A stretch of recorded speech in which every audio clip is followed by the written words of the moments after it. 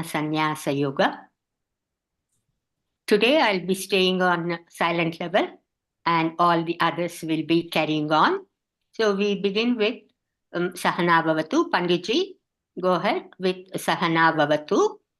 And then Bindu will do the recap.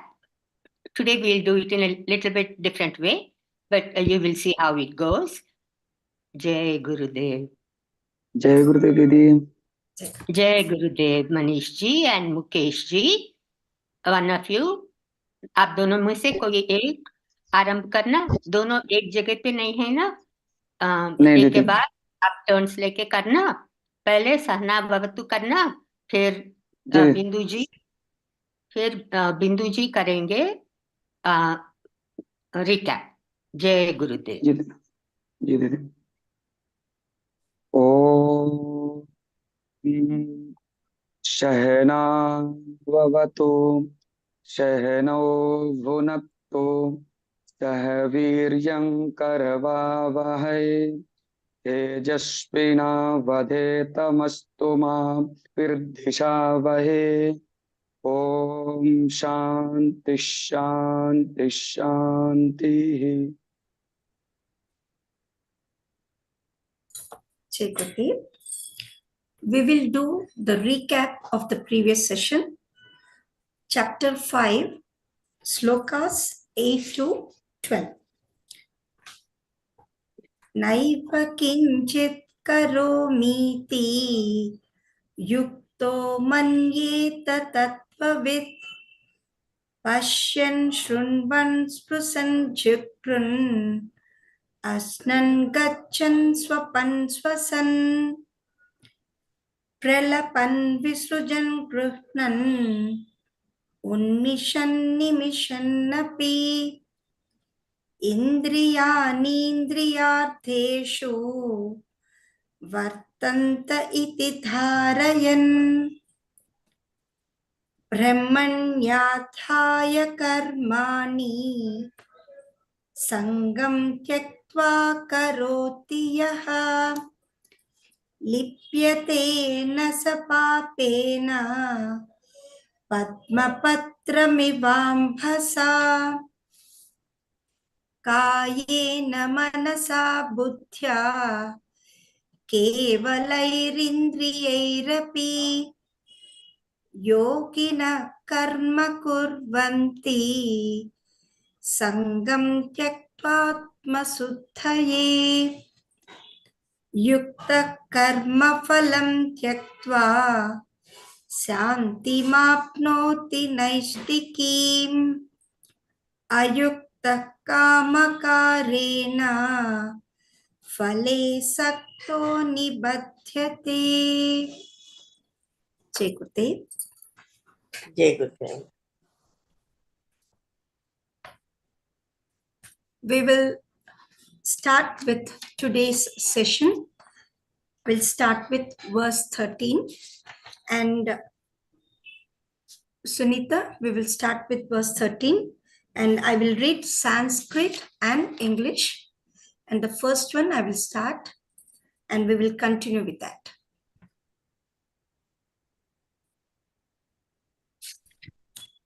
So, Chapter 5, 13th Sloka. Sarva karmani manasa sanyasyaste sukham vasi navadvare pure dehi naiva kurvanna karayan. Sarva karmani manasa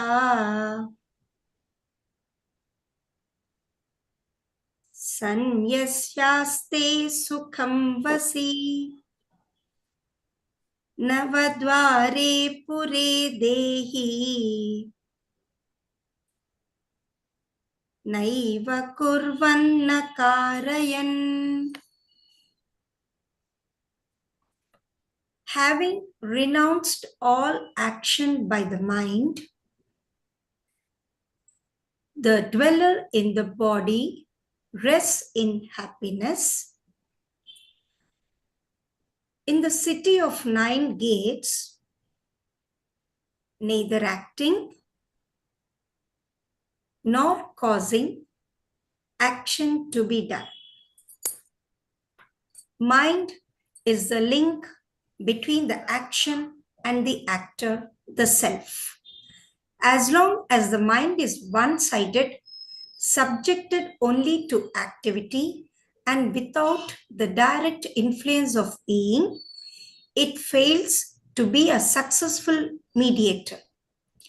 It fails to safeguard the freedom of the self from the influence of action and at the same time fails to safeguard action from the limitations of individuality so that activity remains without the direct support of the almighty power of nature.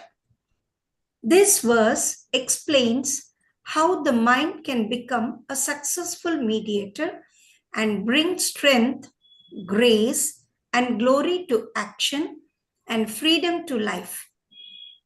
The mind has to become as familiar with being as it is with activity, and for this to happen, it has first to come out of the field of activity and enter the sphere of being.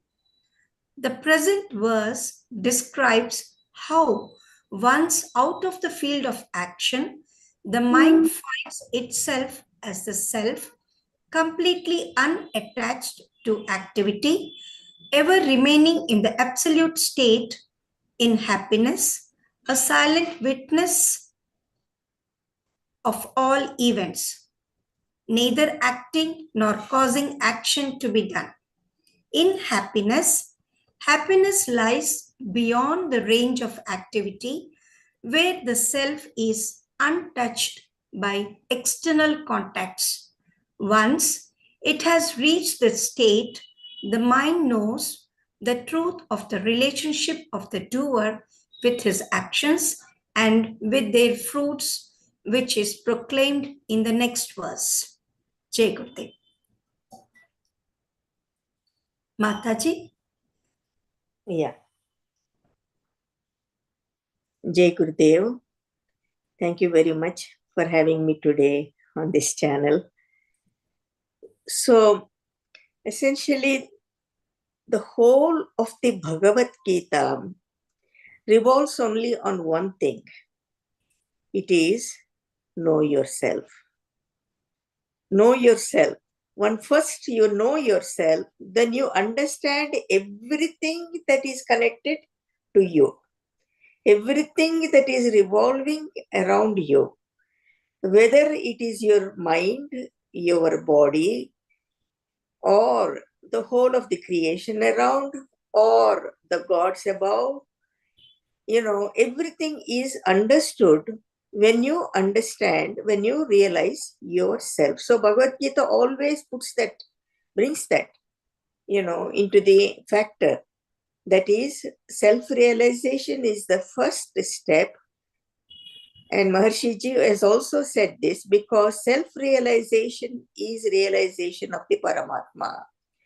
When you know that you are that pure absolute consciousness and nothing other than the absolute consciousness, then you know that this is you and Paramatma are the same consciousness. So it begins with the very big thing. So the self-realization begins with the topmost, the Paramatma alone. And then having said, that you are that infinite, all-pervading self, the pure absolute consciousness, the unbounded, then it begins to say, now you have this body and this mind, and you have these associations and relationships, and you have these events and these actions, and you have these fruits and these results, and all this is going on, the whole samsara is going on. Then how this is related to that? So this is the crux of the whole Bhagavad Gita. If one understands this, then one knows that is, the goal of the journey is to get there And from there again, growing into this. So from all of this diversity, you go to the unity of experiencing your own self, the Paramatma first. From there again, the journey comes back to understanding the whole of diversity in relation to this oneself. This is the crux of the whole of the Bhagavad Gita. So now in this verse, we are taking the mind.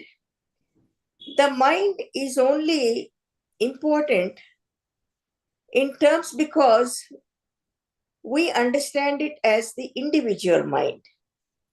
Having known that there is the self, which is the pure absolute consciousness, and everything other that you know, that you see and you experience as the relative consciousness, and the mind is the link.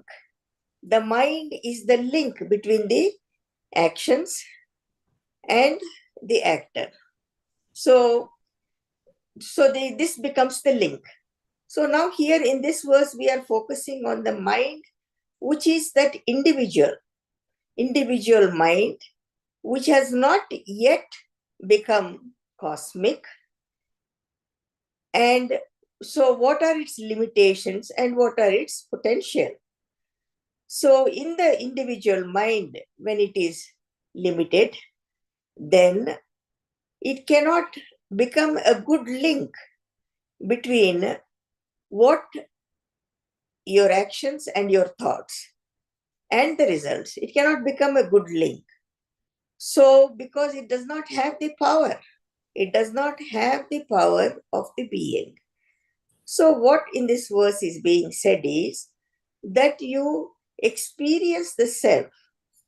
And once you get this, this infusion of the self, then the mind becomes powerful and it becomes a good link between what your thoughts and your mind and your actions are. Now, this is only temporary. You're getting one charge. It's like one battery charge. And, the mind becomes powerful and then you're clear. And, you feel for a little while, yes, you're able to think powerfully and act powerfully, but it will not last.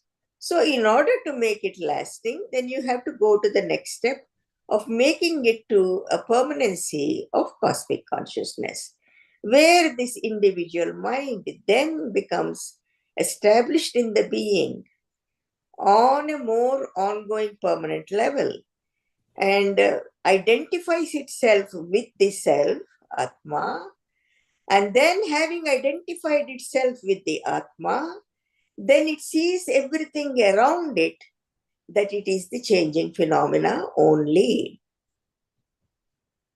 Everything that is, I am the Atma. The mind understands I am the Atma now and then sees everything as that changing phenomena. And as this changing phenomena is being seen, it becomes a witness and it understands I am the self and whatever is going on because of the gunas. I don't have to be those gunas. I can be the self. I have a choice. So the mind decides to be the self. Until then, the sadhana continues. Understood? We can go on to the next verse. Thank you, Mataji. Okay. Any questions? I would like to add just one point. Yeah. Mataji made very beautiful points, and just one small thing. I like this phrase very much, so that's why I would like to share. Mana evacha manushyanam karanam bandha mokshayoho. Mind is the cause for binding influence as well as to give moksha. It works on both sides. And that's what Mataji had explained very beautifully. So I'll stop here. And anybody has any questions, please go ahead.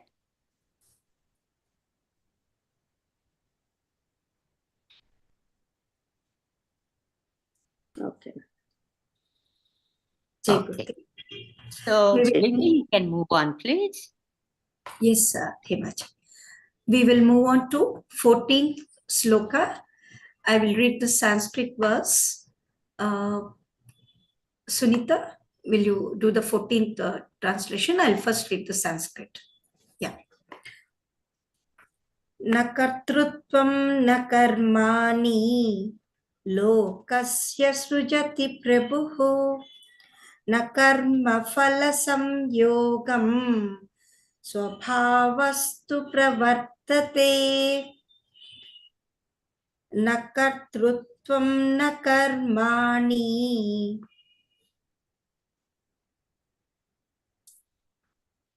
lokasya srujati prabhuhu na karma phala samyogam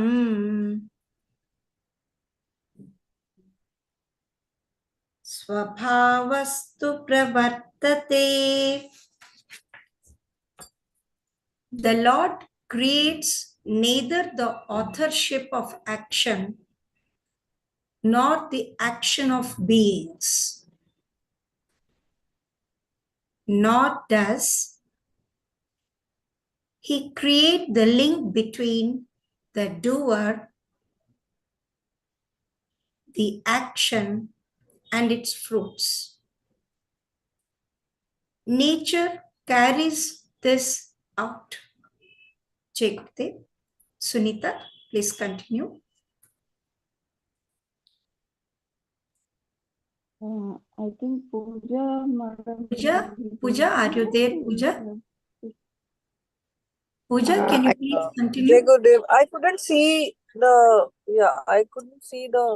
verse. Is it displaying or my screen is not? Yeah, I'm sharing the screen. It is displayed. No, everyone can see the screen. No, I can see it. I can see it. Okay, shall I read? Is it okay? Yeah. Go ahead. One of you read it. Yeah. Okay, I'll do it.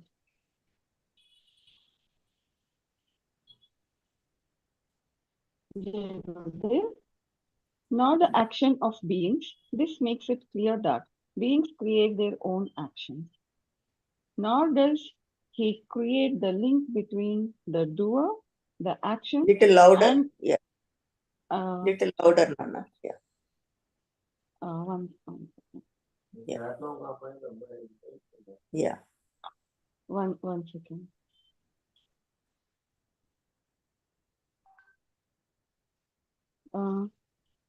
Nor does he create the link between the doer, the action, and its fruit.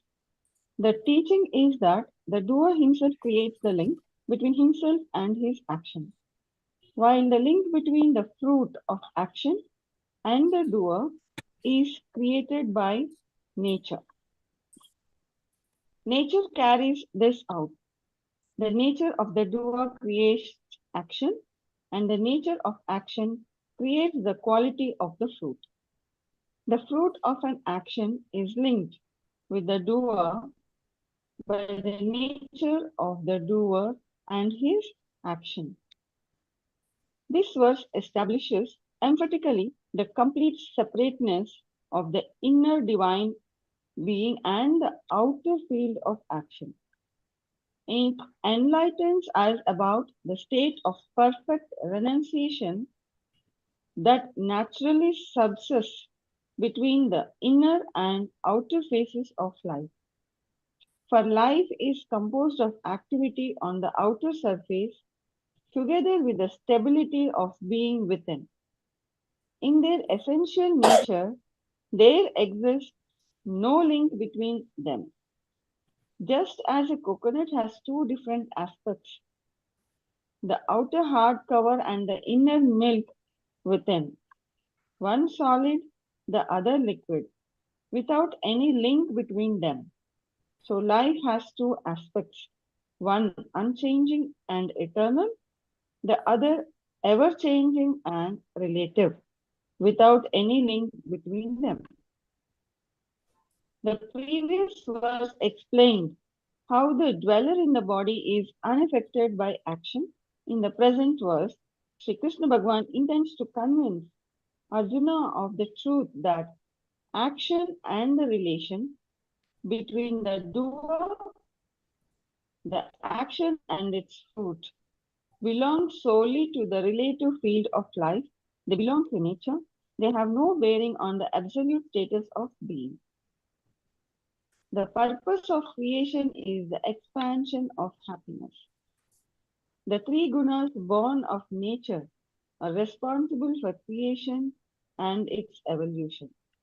They are responsible for all the various divisions, the doer, the action, and the fruits. They alone underlie and are responsible for the creation, the maintenance, and the dissolution of everything in the universe. The subjective aspects of the inner life and the objective aspect of the outer world. The authorship of action does not in reality belong to the I. It is a mistake to understand that I do this, I experience this, and I know this. All this is basically untrue. The I in its essential nature is uncreated. It belongs to the field of the absolute. Whereas action, its fruits, and the relationships between the doer and his action belong to the relative field, to the field of the three gunas. Therefore, all action is performed by the three gunas born of nature. The attribution of authorship to the I is only due to ignorance of the real nature of the I and of action. The theme of Sri Krishna Bhagavan's teaching about the knowledge of action is developed in a remarkable way. In chapter 2, verse 48, the teaching was to abandon attachment, and the glory of such abandonment was sung in verses 64 and 71. The idea of abandoning attachment led to the teaching of non-attachment in chapter 3, verse 7. In the same chapter, verses 17 and 18 explained that non-attachment is attained by realizing the self. Verse 19 established the dignity of action in this state of non-attachment gained through realization of the self. Verse 25 gave a new turn to this theme by introducing the element of natural action. Verse 26 extolled natural action according to a man's level of evolution. Verse 27 explained that in reality, all actions are performed by nature, and that only the deluded assume the authorship of action. The enlightened man knows that the gunas interact among us themselves, that the whole field of activity belongs to the field of the gunas, and that the self remains uninvolved in their activity. Verse 30 introduced the element of God, to whom all actions of the three gunas may be surrendered as means of separating the field of activity from the self. Verse 33 refuted the need for control in bringing about such surrender of action to God, and again extolled action according to a man's nature, free from any control. Verse 39 introduced the idea that ignorance of the self is responsible for bondage. Verse 43 raised the sword of knowledge to cut asunder this ignorance. The development of the teaching thus far led to the principle that action is necessary for coming out of the field of bondage. The fourth chapter began to expound the nature of Sri Krishna Bhagavan as separate from the incessant activity of the universe. This introduced the exposition of the knowledge of the renunciation of action, which is developed throughout the fourth chapter and in the earlier verses of this chapter until the present verse proclaims that there exists absolutely no relationship between the doer, the action, and its fruit. This is true on both levels of life, the level of cosmic life and the level of individual life. The present verse puts the point clearly when it says that Sri Krishna Bhagavan creates neither the authorship of action nor the action of beings, meaning that he does not create anything. He remains completely aloof from the incessant activity of creating. This is the situation on the cosmic level. The same situation is found on the level of individual life because there exists no real link between the doer, the action, and its fruit. This eliminates all need for any doing, for any attempt at self-realization. Abandoning all attempts at realization and living in the state of fulfillment is that high state renunciation, which finds its consummation in the state of knowledge, in God consciousness. This is the glory of renunciation. The most evolved state of life in eternal freedom is readily available in a most natural way to everyone. The sufferings and the joys of life come to man through the ignorance of this, says the next verse, and the glory of knowledge is extolled in the verse that follows it. Jai Gurudev. Jai Gurudev.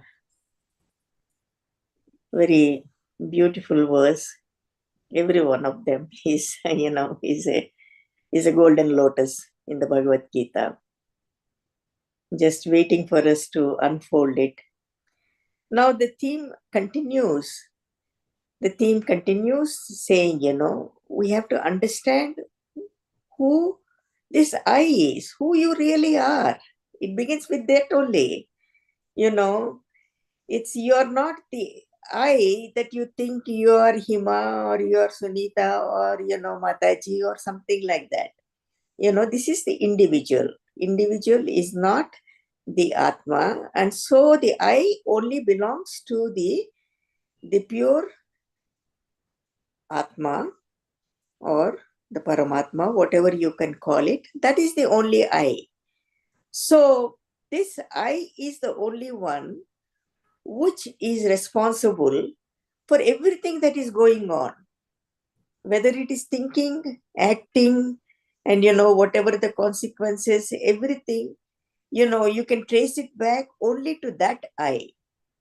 So, but here again, Bhagavan brings this out so beautifully that, he says ignorance and knowledge. What is this ignorance and the knowledge? Again, if you go back, knowledge is knowing yourself. Knowledge is knowing yourself. Ignorance is not knowing yourself. Not knowing yourself. You think, you are that limited individual. You have that limited thinking and you are that bound and you are attached and, you have no freedom and you are, not immortal. This is the ignorance related to the small I. Now the knowledge is knowing that I am that, that is the knowledge.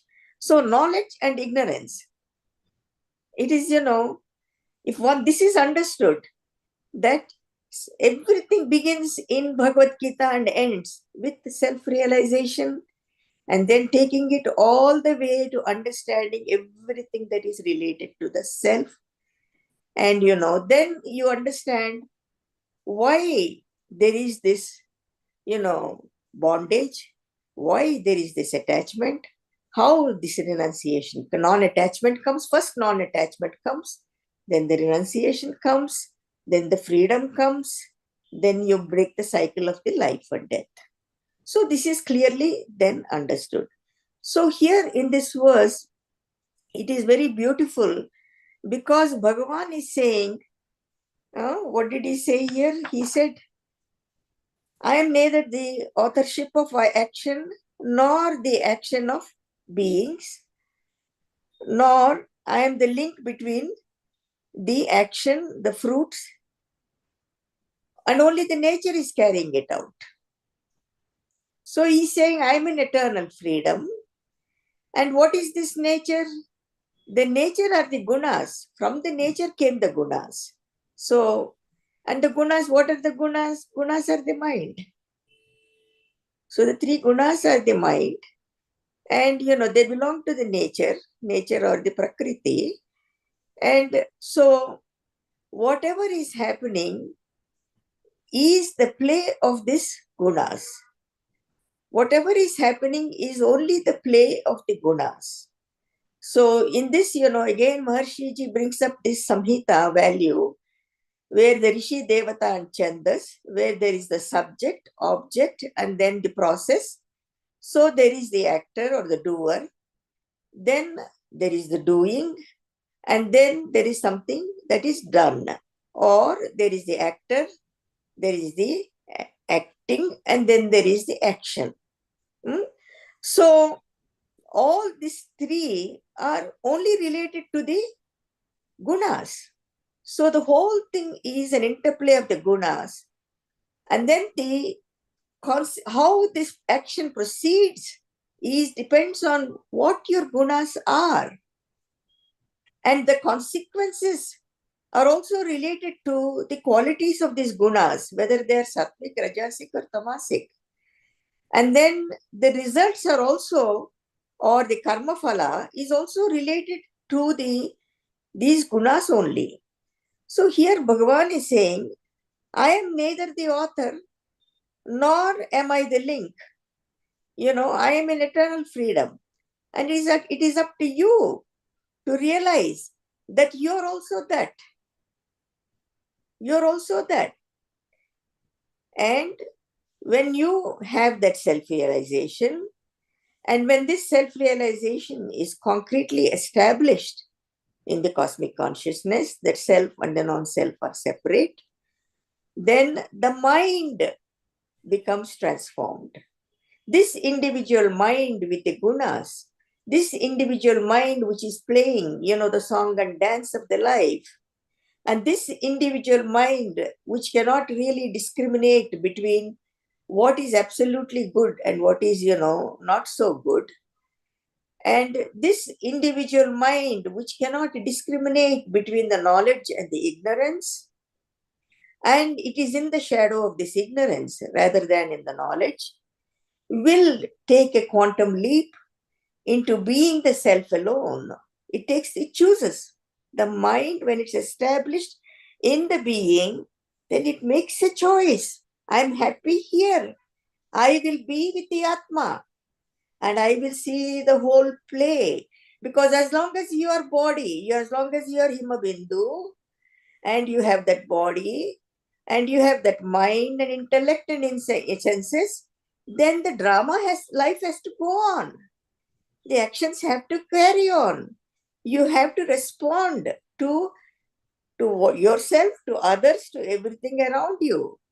You cannot just say, I will not respond. That is the nature. Even Bhagavan Krishna, when he came, he had to respond to everything that is happening around him.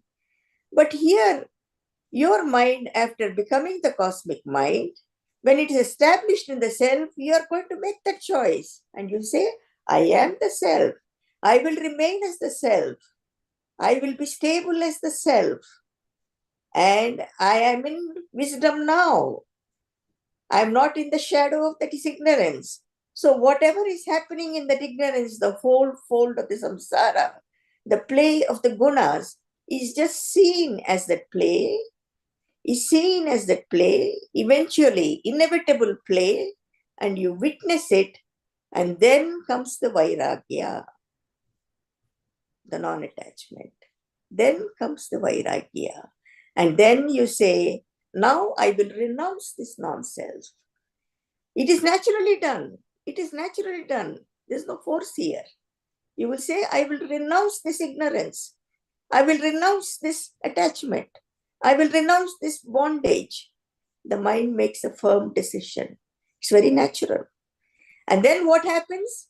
These actions which are going on perpetually in this diverse way, then become the natural actions. The natural actions which are guided by the self alone, or which we say guided by the Paramatma, and then they become the Loka Kalyanam. Then you say, yes, this needs to be done. Yes, it needs to be done. This needs to be helped. It needs to be helped. This need not be done. It need not be done. So these are natural actions. These are natural actions. Now we have learned another word. There is an action and there is a natural action. There is a mind, ignorant mind, and there is a wise mind. The one which has gone into that. Now there is a natural non-attachment, natural renunciation, natural moving away from the bondage, and naturally being in freedom, and everything is happening naturally only because the mind has risen from that individual status to the cosmic status, and then it further becomes even much more when it treads into the God consciousness. But it is only because of the journey the mind has made. So your journey in sadhana is only, when you say it is the long journey, it is that mind coming to terms and saying, now I am established in the self. And then all of that is the play. The renunciation is natural. The non-attachment is natural. No bondage is natural. The freedom is natural. The actions are natural. Okay? Understood, Nana? So in all these chapters, Bhagavan Krishna has taken, in gradations, first showing, what is attachment, then what is non-attachment, how to move away from the non-attachment, and what is renunciation, and how not to get bound, and, and then how to move from ignorance and into the pure knowledge. So this is, some of it is explained in this. One who is interested can go back and refer to those verses and then gain the complete knowledge. Because in this whole Bhagavad Gita, that is why you need to read the Bhagavad Gita at least a little bit every day. And then you meditate. And then you see where the expansion is coming. And then you see, what else more needs to be done. And then, so Bhagavan Krishna becomes your charioteer, or, your own Atma becomes your charioteer and leads you through this journey. It seems like a long journey, but ultimately when you realize it, then you say, where is the journey? It seems like from ignorance to wisdom, the knowledge is very long. But once you gain the light, then where is the darkness? It is only, all this is only for that.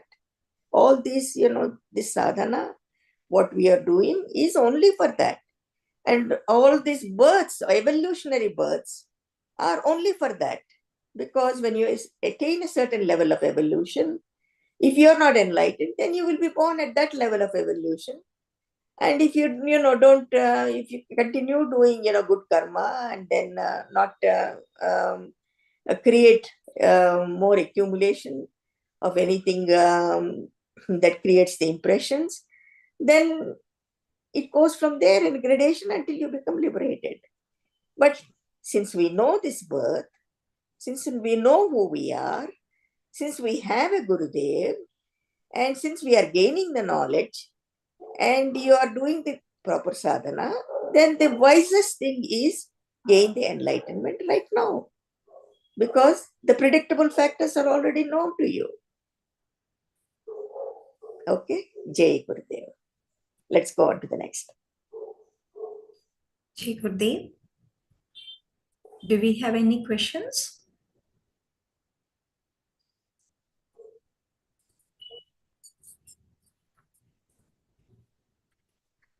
So we will move on to 15th verse.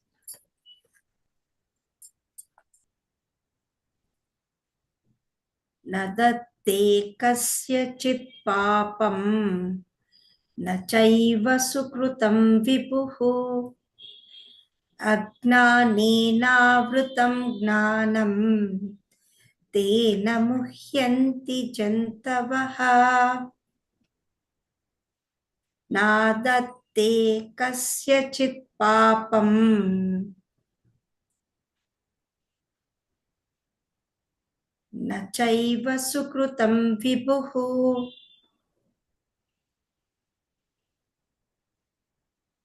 ajnanenavrutam gnanam tena muhyanti jantavaha. The all-pervading intelligence does not accept the sin or even the merit of anyone.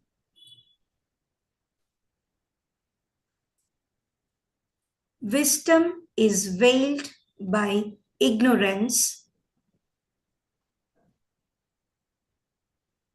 thereby creatures are deluded. The all-pervading intelligence is the absolute being because it is all-pervading. It is of transcendental nature, and because it is transcendent, it lies out of the influence of action. It is the silent witness of the whole of relative life. The previous verse made it clear that the authorship of action truly belongs to the three gunas. Therefore, no agency other than that of the three gunas is involved in creating good or bad results. The state of enlightenment is obscured by ignorance, and thereby creatures are deluded.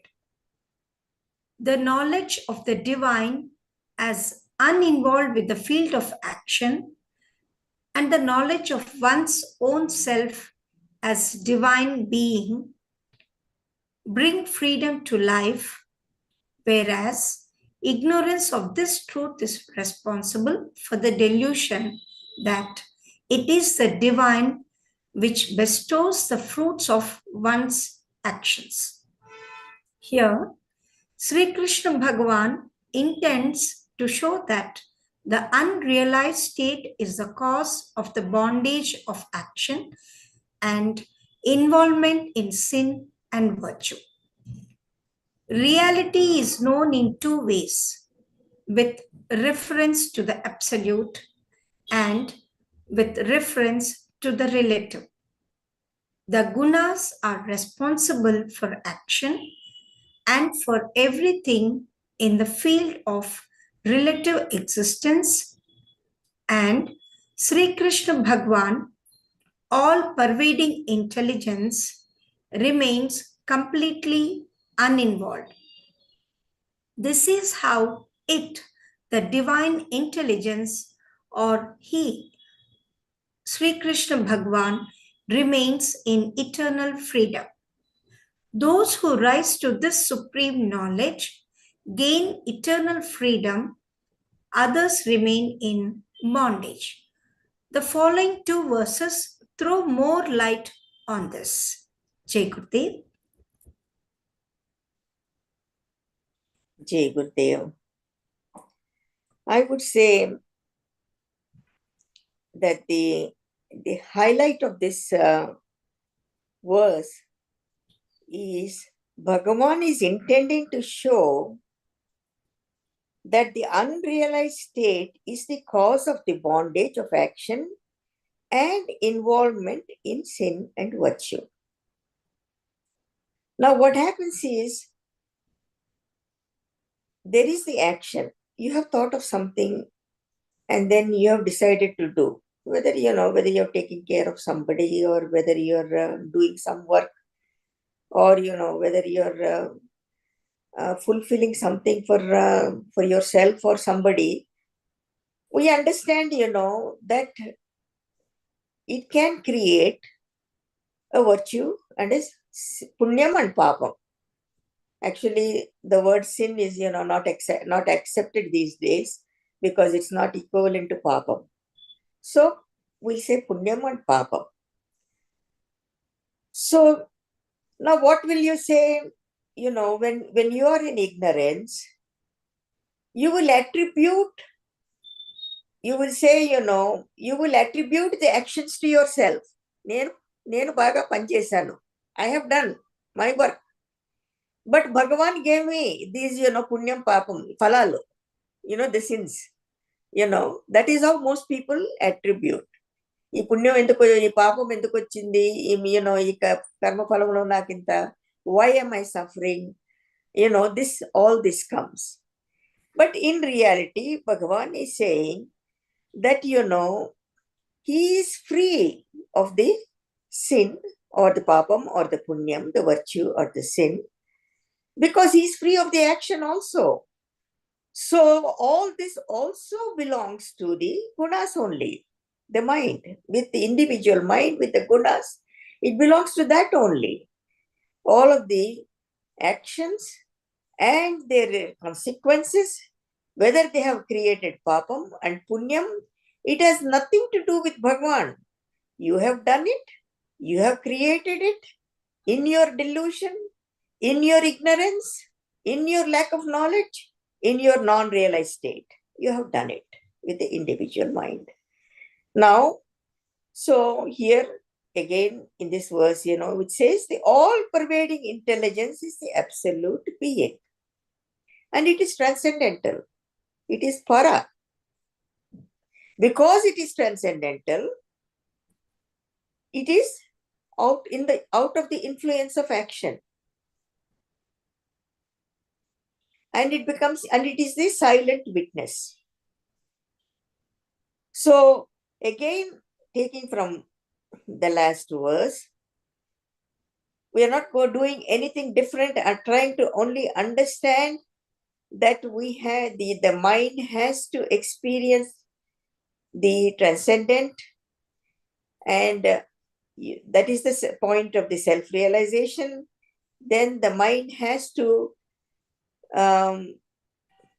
become, grow into the cosmic mind, and only then this mind will become free of this papam and punya, because it is no longer involved. It will do the actions what are needed, and it is no longer involved with this papam and punyam either,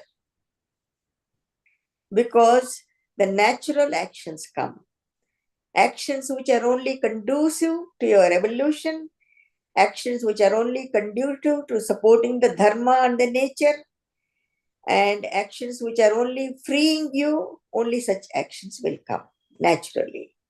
So in that context, then anything that is seen, even in other person, which you see as merit, or so here it is very beautifully it said, all pervading intelligence does not accept the sin or even the merit of anyone, not only yours but not also the others. So it remains in this freedom as witness. And again, wisdom is veiled by ignorance, and thereby the creatures are deluded. So wisdom is there. The self is all self-effulgent. It is all that all-pervading intelligence. but it is veiled by this ignorance. And what is this ignorance? The veil of the gunas, none other than the gunas. So that is why in that gradation we always say, in the, first you grow from tamasic to rajasic to sattvic, and then you go beyond the nistraigunyam. So, you go beyond the gunas. And so when you are established in the self, then you are free. You're free of these gunas, and whatever you are doing or whatever others are doing, then you begin to see that, that whatever papam and punyam is not created by God, or not even created by me. If I have the cosmic mind, and it is only the play of the gunas. So when this is understood, then you are in freedom. You are in freedom. Free of the bondage, free of the attachment. Because when the action is being performed and you see some, good phala coming, then you become attached to it. And when you see, some bad phala, which is not this thing, then you have aversion for it. This is how ragadveshas develop. So you're free of this ragadveshas, you're free of this bondage, you're free of this, all of this, all of this confusion that is going on. The mind moves beyond the delusion. Mind remains firmly in its pure, all-pervading intelligence. Okay, understood? Jai Gurudev. Let's move on. Jai Gurudev. Thank you, Mataji. Okay. Any questions? Jai Gurudev Mataji. Yeah, Nana. You were saying about Virag. So what is Virag? And if we have Virag and another side we are saying that I'm in everything, then how can we Virag is there? We are enjoying all the things in everything and everywhere.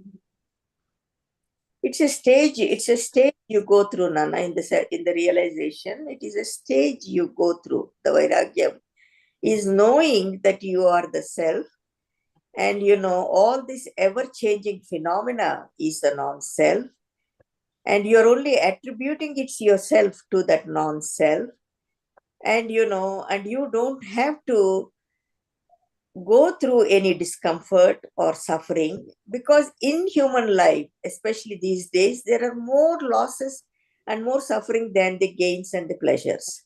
That is the way the life is going on now. So when you understand this, then this natural vairagyam comes. It is natural. Just you say, yes, why am I being so attached to this when I know that, I am the self? And so vairagyam is non-attachment. Vairagyam is non-attachment, that's all. So, so it's a feeling on a feeling level. So somewhere that feeling level has to come now. It is a natural thing. It is just like, when you understand something, as you are studying also, you cannot understand if you are in first grade what is going on in 10th grade. But then, when you go to the 10th grade, then you will say, why was I so confused about all this algebra, geometry, and I could not learn the Hindi language. I only know my Telangana Telugu very well. All this, they seem like that, right? But, in this level, you will feel this way. Then when you go to that level, then you will say, this was all this, was not needed. So on Vairagyam or non-attachment, it comes on a higher level, saying there is no need to go through this struggle, and because it is the ever-changing phenomena, and it is the play of the gunas, and it is that song and dance, and I am the self. And for me, my only moksha margam is to know myself, to have the self-realization, and to know that I am that all-pervading pure consciousness, And the mind is the all-pervading intelligence. So that is where it's a stage. It's a stage you have to go through. And then, then when you get up to there, when you get up to the peak of the Mount Everest, then you enjoy everything. There will be no huffing and puffing. You enjoy the whole scenery and then say, okay, I did all the huffing and puffing. Now I'm here. I can enjoy everything. Right? Then you're able to enjoy the nature in the way it should be enjoyed. Then you're able to do the natural actions the way they should be done. That's why it is called nature and natural action. Understood? Yeah, I would like to add something. Mataji explained very nicely. Pooja, when you are caught up in the boundaries, then what happens, you are involved in all this activity and there is no end when you are caught up in these boundaries. First you want something and then you are happy and then, little bit happy. Then you want something more, something more, something more. But when you transcend activity and experience self as separate from activity, and when you transcend, you experience bliss consciousness. This bliss consciousness is unbounded awareness and it is completely filled with bliss. There you experience contentment. So, this state of non attachment, when you experience self as separate from activity and you experience bliss consciousness, you are content. And then you say, you're separate from this activity where it is like a bottomless pit. You buy a small car and then you want a bigger car, and you have a small house and then you want a bigger house. So there is no end to it. There is no contentment in the activity. So the reality is that mind, when it realizes, when it merges in Atma, then it experiences bliss consciousness. It is content. When you come out of it, then when you bring that divinity into the activity also, and then the whole life looks beautiful. So this state of non-attachment is a blissful state. It's not dry. It's not vairagya. Doesn't mean that you're sad and you're all away from all people and you're not enjoying life. It's not like that. So that vairagya is non-attachment. It is a blissful state. It is a state of contentment and fulfillment. It's a vairagya with wisdom. Vairagya with wisdom, because all the... And that point comes in the next shloka, where Sri Krishna Bhagavan explains us Pragyanam Brahma. So let's move on. So we will have more discussion about the same thing. Okay, Bindu, please go ahead. Thank you, Himaji. Now we will move on to verse 16. Jnanena tu tadajnanam esham nasitamatmanaha teshamadityavat jnanam prakasayati tatparam. Jnane tu tadajnanam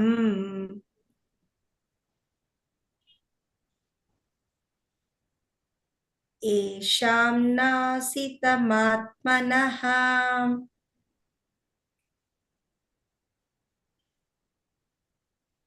teshamadityavat jnanam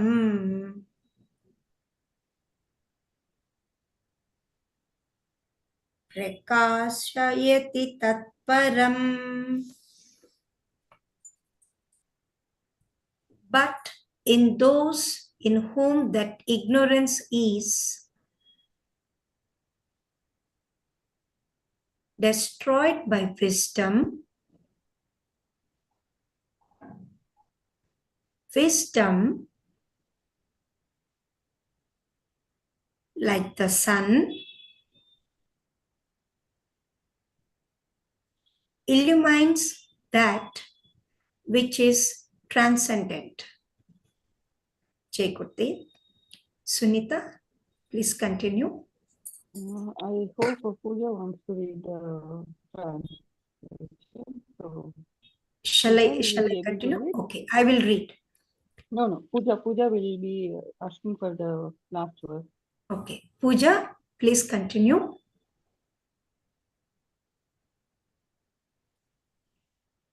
Pooja, are you there? Jai Gurudev. Yes. Yes, sir. Please go ahead.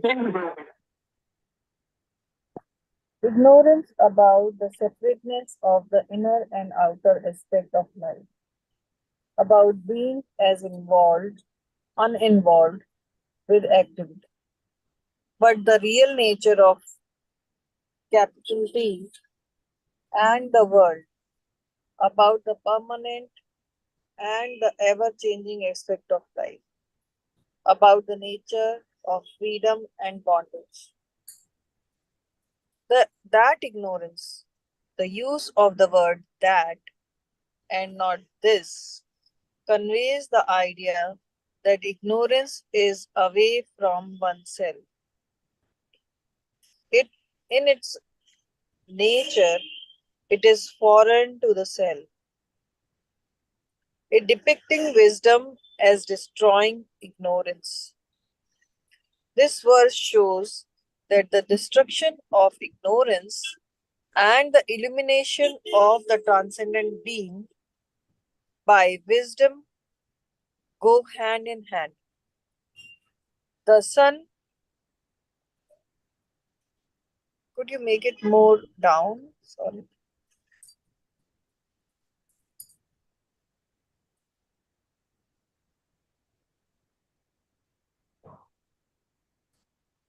The sun removes the darkness and separates the light at the same time.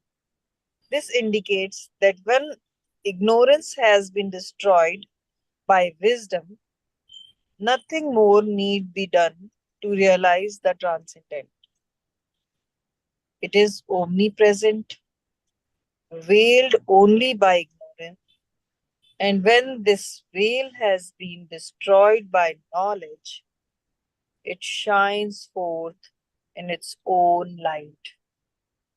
That is why wisdom is attributed to the nature of the Absolute. The transcendence being, wisdom is the Absolute. As the Upanishads have proclaimed, Pragyanam Brahma. This verse makes it clear that ignorance is destroyed by gaining knowledge, and not that knowledge is gained by destroying ignorance. Therefore, the seeker has not to try to come out of ignorance, rather, he should try to gain knowledge through direct experiences. It may be interesting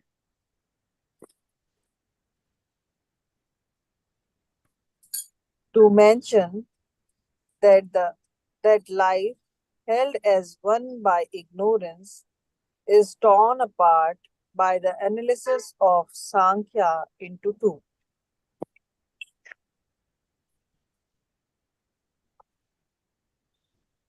Different components, the changing and the unchanging. These are cognized as two different fields of life. By direct experience through yoga, the understanding gained through Sankhya is confirmed by yoga. When in cosmic consciousness, one begins to live life in a state where the self remains uninvolved with activity, then the truth of the teaching of Sankhya becomes significant in partial life or in practical life. This enables man to live in the awareness that the two phases of life, relative and absolute, are separate from one another, and that even in the relative field, sin and virtue, which result in suffering and joy. Each arise from attachment of the self to activity, which in turn arises from lack of knowledge.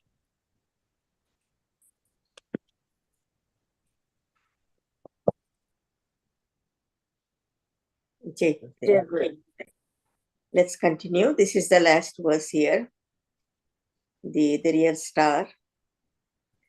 So in the first line here it says, but in those in whom that ignorance is destroyed by wisdom, I will stop here because we need to first understand, this ignorance is destroyed by wisdom.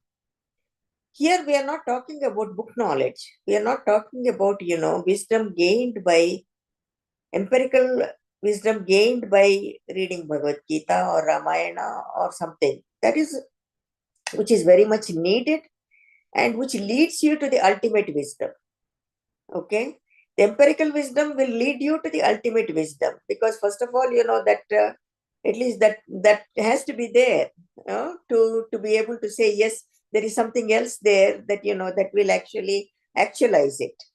So this wisdom is the self-realization, knowing the self. So when this ignorance is destroyed by wisdom, that you know yourself, that you know yourself, that you are that pure absolute consciousness, and you are that Paramatma, the pure absolute consciousness. There's nothing more beyond that. And then like the sun illumines that which is transcendental. That wisdom is like the sun, which is illuminating, but it is transcendental. So what is this? There is a very important point, I wanted to make here. This ignorance, it is not the nature of the self. And it is very beautifully Maharishi ji has said, it is foreign to the self. It is not a part of the self. It is not the nature of the self. It is foreign to the self. First you understand that. It is foreign to the self. So something which is foreign is not itself. So when one understands that this ignorance creates the separateness of the inner and the outer aspects of life, and this ignorance has to be destroyed. And how can it be destroyed? It can only be destroyed by wisdom alone. So here, the destruction of ignorance and the illumination of the transcendent being by wisdom go hand in hand. Just as the sun removes the darkness and spreads the light at the same time. Now, ignorance is being destroyed by wisdom. And nothing needs to be done to realize the transcendent. Once the veil of the ignorance is removed, then the transcendent, which is omnipresent, which is always self-effulgent, which is, it just like the sun, it shines and it spreads the sunshine automatically. It shines forth in its own light. And that is why wisdom is attributed to the nature of the absolute, the transcendent being. And this is what we say, Pragyanam, Brahma. Okay, Brahma. Upanishads are saying. Now, there is a normal thing, a little confusion that comes. Ignorance is destroyed by gaining knowledge. It is very important to understand. Not that knowledge is gained by destroying ignorance. This is very important to understand. It's only by self-realization, the ignorance is destroyed by gaining this self-realization. It is not the other way around, that knowledge is gained by destroying ignorance. So this Maharishi Ji has said, ignorance is destroyed by gaining knowledge. That means ignorance is gained by knowing yourself, period. And knowledge, and not that knowledge is gained by destroying ignorance. How can you destroy ignorance? It is not in your hands to destroy ignorance unless until you go for self-realization. It is not possible. So, therefore, the seeker has not tried to come out of the ignorance. Rather, he should try to gain the knowledge through direct experience. Very clear. Absolutely. Very clear here. Okay. So, once this understanding is gained, then what happens? It enables the man, when this is established in the cosmic consciousness, this mind, this deluded mind, this limited mind, this, the mind which is, divided between these ragadveshas and this ignorance, the veil of the ignorance, when it, moves into being established in the being, then it is able to live both phases of life. It says, I am the absolute, and I'm now able to plan the life the way I want it. I can plant my garden the way I want it. Or if I see something which I don't like, then I become just, be the seeker, be the witness, and say, this is just the play of the gunas. You have the choice. You can create your own Nandanavanam, or if you see the thorns and you see all this thing, then you say, yes, this is the play of the gunas in this samsara, in this what is going on, and and you're fine with both. You're not attached to that either, and you accept it, and so you're free. The freedom is from accepting, from knowing yourself, accepting that you are the self. That's all. It's simple. Self is always there. It's only the ignorance that has to be removed. And the ignorance cannot be removed unless until you see it. Self-revelation, Atma Sakshatkara has to be there. Okay? Jai Gurudev. I think I will end here. And then from this, then you see that sin and virtue, suffering and joy, all these are only, arising from attachment of the self to activity. And this is all because of the lack of knowledge. That is the final sentence of Maharishi Ji. Okay. Jai Gurudev. Okay. So I would like to I would like to add a couple of points here.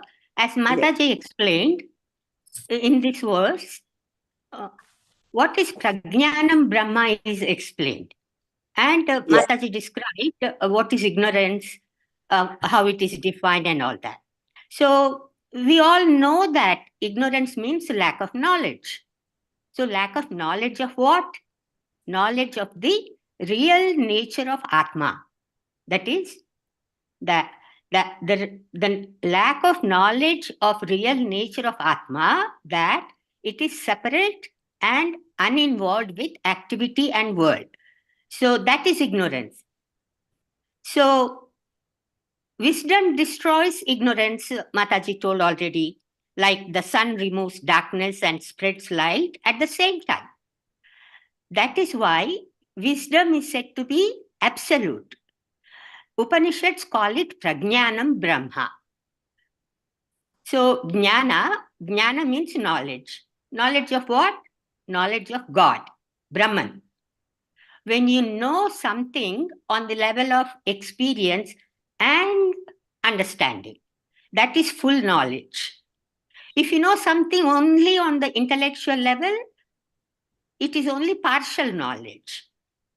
So, prajna means consciousness with complete wakefulness. That's what prajna means.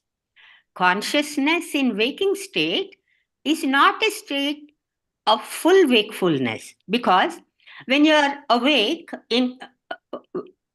we know waking, dreaming, sleep states. So in waking state, sometimes you are drowsy and sometimes you are more drowsy, sometimes you fall asleep. So these are different degrees of wakefulness.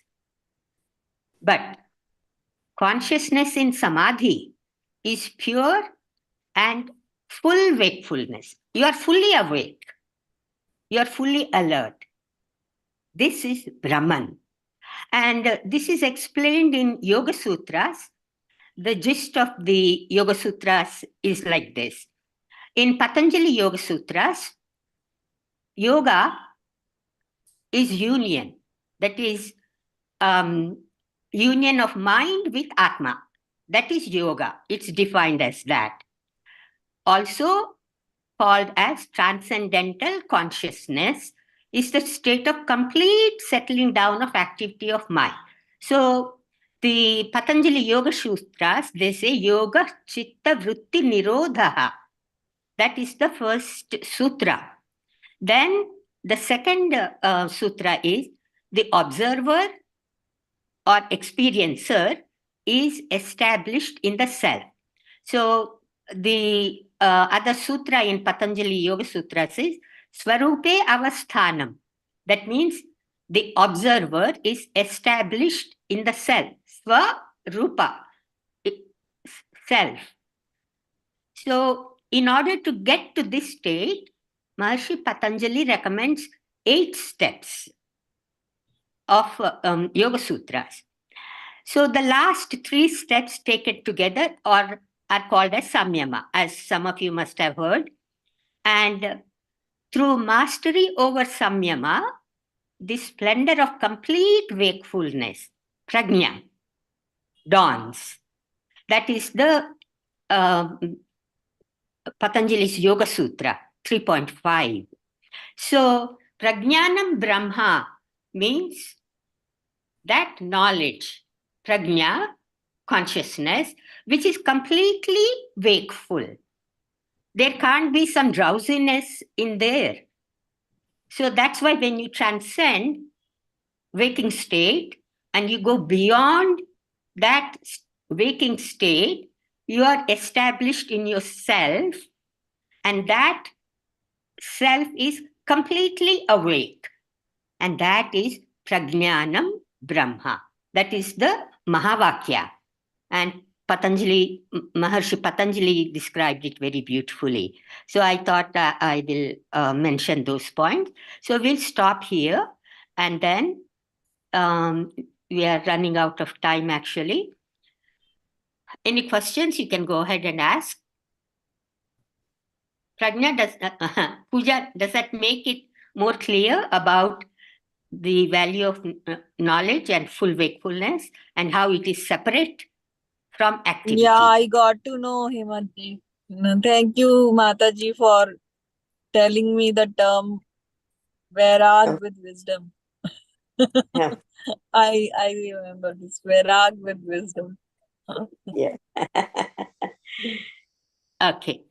So shall we move on now? For we have only a little bit of time for group meditation and then recitation of the 5th chapter. Any other questions? Okay. So So everyone stay warm, you know.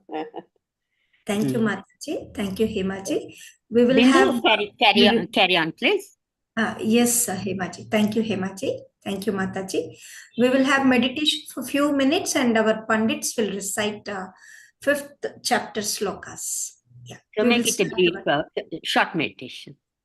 Yes, sir, Himaji. We will start our meditation.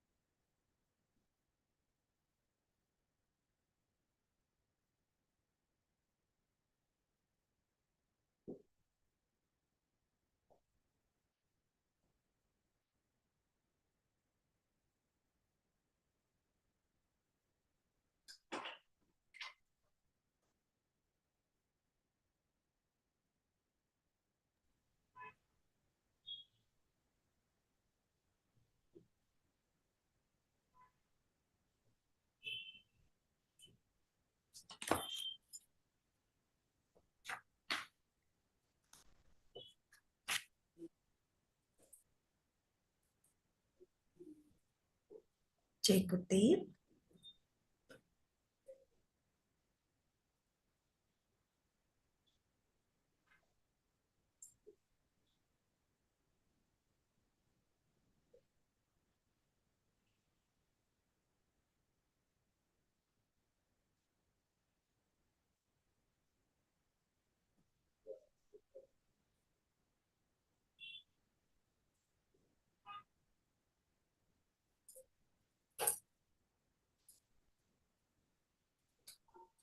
Jai Gurudev.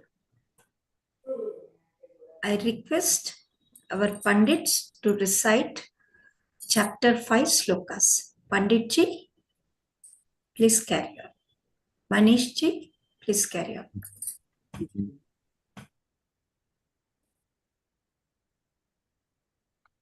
Oh.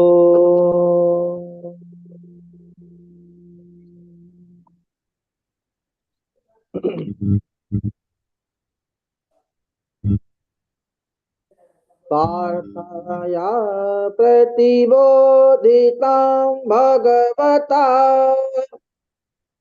नारायणेन स्वयं व्यासेनाग्रथितां पुराणमुनिना मध्ये महाभारतम् अद्वैतामृतवर्षिणीं भगवती अष्टादशाध्यायिनी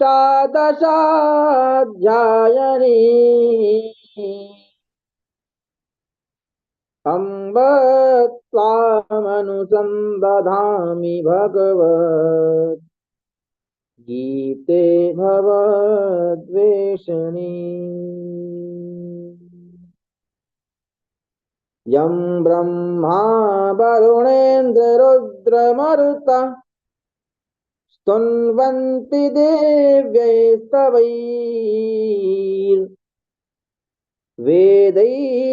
साङ्गपदक्रमोपनसदैः गायन्ति यं सामगाः ध्यानावस्थिततद्गतेन मनसा पश्यन्ति यं योगिनो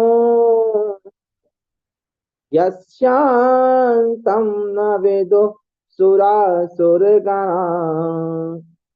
देवाय तस्मै नमः।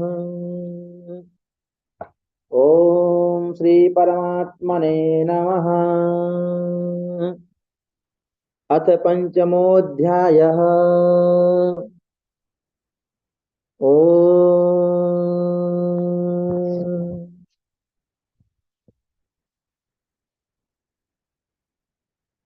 कर्म संन्यास योगो। ओम अर्जुन उवाच संन्यासं कर्मणा कृष्ण पुनर्योगं च संससि यच्छ्रेययेतयोरेकं तन्मे ब्रूहि सुनिश्चितम्। श्रीभगवानुवाच संन्यासः कर्मयोगश्च निःश्रेयसकरावुभौ तयोस्तु कर्म संन्यासात् कर्मयोगो विशिष्यते। ज्ञेयः स नित्यसंन्यासी यो न द्वेष्टि न काङ्क्षति निर्द्वन्द्वो हि महाबाहो सुखं बन्धात् प्रमुच्यते। सांख्ययोगौ पृथक् बालाः प्रवदन्ति न पंडिताः एकमप्यास्थितः सम्यक् उभयोर्विन्दते फलम्। यत्साङ्ख्यै प्राप्यते स्थानं तद्योगैरपि गम्यते। एकं सांख्यं च योगं च यः पश्यति स पश्यति। संन्यासस्तु महाबाहो दुःखम् आप्तुमयोगतः योगयुक्तो मुनिर्ब्रह्म न चिरेणाधिगच्छति योगयुक्तो विशुद्धात्मा विजितात्मा जितेन्द्रियः सर्वभूतात्मभूतात्मा कुर्वन्नपि न लिप्यते नैव किञ्चित् करोमीति युक्तो मन्येत तत्त्वितः पश्यन् श्रवन् श्वसन् जिघ्रन् अश्नन् गच्छन् स्वपन् श्वसन् प्रलपन् विसृजन् गृह्णन् उन्मिषन् निमिषन्नपि इन्द्रियाणेन्द्रियार्थेषु वर्तन्त इति धारयन् ब्रह्मण्याधाय कर्माणि सङ्गं त्यक्त्वा करोति यः यत्प्यतेन स पापेन पद्मपत्रमिवाम्भस कायेन मनसा बुद्ध्या केवलैरिन्द्रियैरपि योगिनः कर्म कुर्वन्ति सङ्गं त्यक्त्वात्मशुद्धये युक्तः कर्मफलं त्यक्त्वा शान्तिमाप्नोति नैष्ठिकीम् अयुक्तः कामकारेण फले सक्तो निबध्यते सर्वकर्माणि मनसा सन्न्यस्यास्ते सुखं वशी नवद्वारे पुरे देहि नैव कुर्वन्न कारयन् न कर्तृत्वं न कर्माणि लोकस्य सृजति प्रभुः न कर्मफलसंयोगं स्वभावस्तु प्रवर्तते न दत्ते कस्यचित् पापं न चैव सुकृतं विभुः अज्ञानेनावृतं ज्ञानं तेन मुह्यन्ति जन्तवः ज्ञानेन तु तद्ज्ञानं येषां नाशितमात्मनः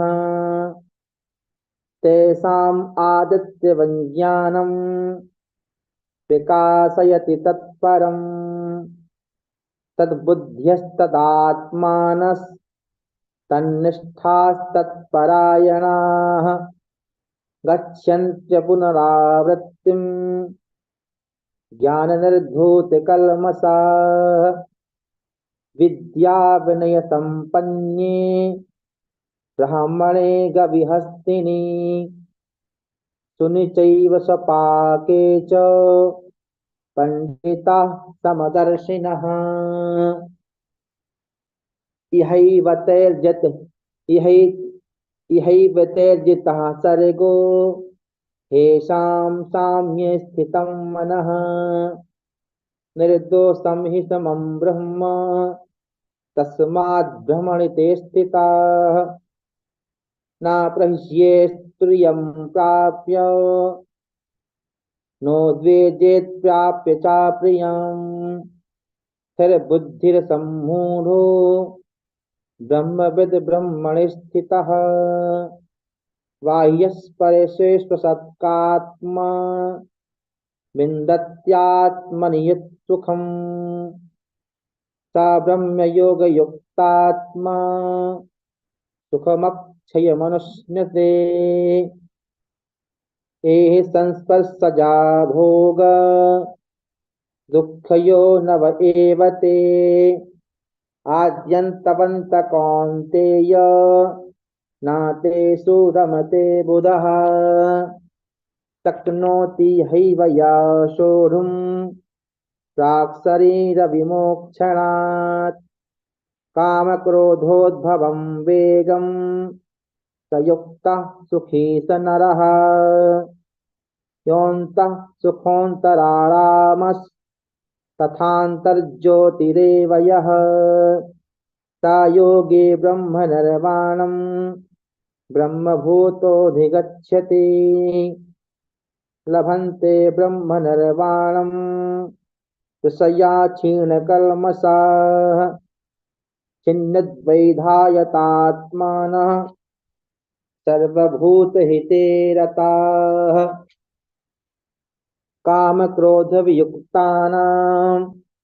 यतीनां यतचेतसाम् अभितो ब्रह्म निर्वाणम् वर्तते विदितात्मनाम् प्रशान्त्वा बहिर्बाह्यान् चक्षुश्चावान्तरे भुवो प्राणापानौ समो कृत्वा नासाभ्यन्तरचारिणौ हितेन्द्रियमनोबुद्धिर्मुनिर्मोक्षपरायणः विगतेच्छाभयक्रोधो या सदा मुक्त एव सः भोक्तारं यज्ञतपसां सर्वलोकमहेश्वरं सुहृदं सर्वभूतानां ज्ञात्वा मां शान्तिमृच्छति ॐ तत्सदिति श्रीमद्भगवद्गीतासु उपनिषत्सु ब्रह्मविद्यायां योगशास्त्रे श्रीकृष्णार्जुनसंवादे कर्मसन्न्यासयोगो नाम पंचमोऽध्यायः। ॐ श्रीकृष्णार्पणमस्तु। जय गुरुदेव। Shanti Pat. Panditji, Shanti Pat.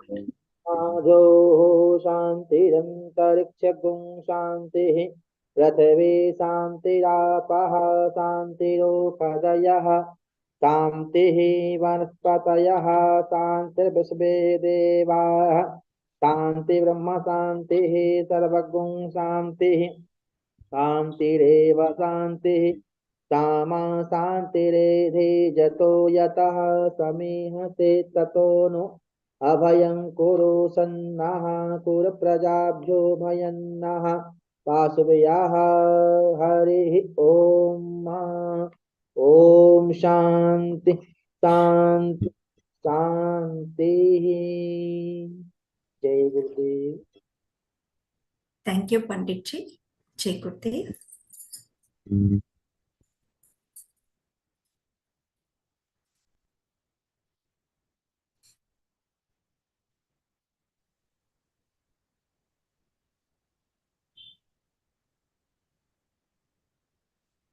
Hemaji. Mataji. Thank you, Mataji. Thank you, Hemaji.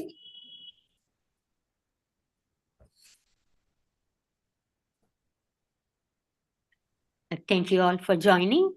Special thanks to Mataji for joining us for today's Gita Satsang. And all of you can come on cameras and let's say Jai Gurudev to Maharishi together. Jai Gurudev to all. Jai Gurudev. Jai Gurudev. Padma has joined today. Very nice. Bella. Jai Gurudev. Jai Gurudev, Bella. And our friend. Thank you both, Sunita and Bindu, for carrying on. So, and thank you, Panditji, for a beautiful recitation. Jai Gurudev. Jai Gurudev from Happy Guru. Okay. So I will end the meeting now. Yes.